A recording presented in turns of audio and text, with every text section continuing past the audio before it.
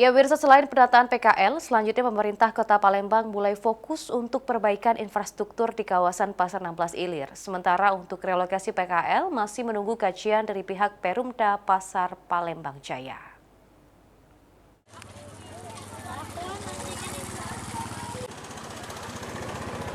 Pembedahan Pasar 16 Ilir terus menjadi perhatian Pemkot Palembang dalam beberapa waktu terakhir.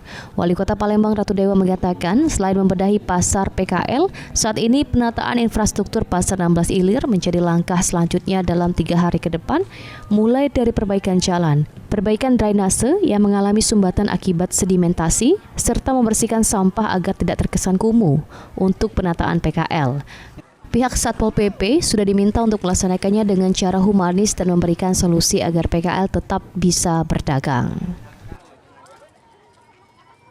16 pertama, saya ingin menata dulu infrastrukturnya.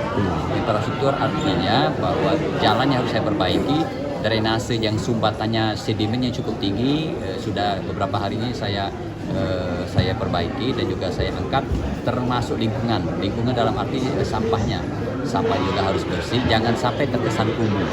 Ini sudah saya mulai 2-3 hari ini, saya genjot dulu untuk penataannya.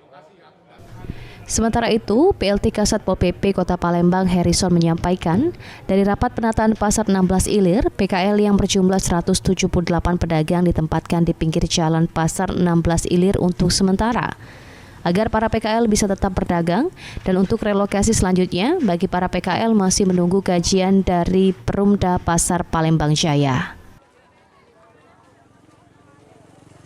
Jadi mungkin nanti akan kita letakkan di pinggir, tapi tendanya, insya Allah tendanya sama.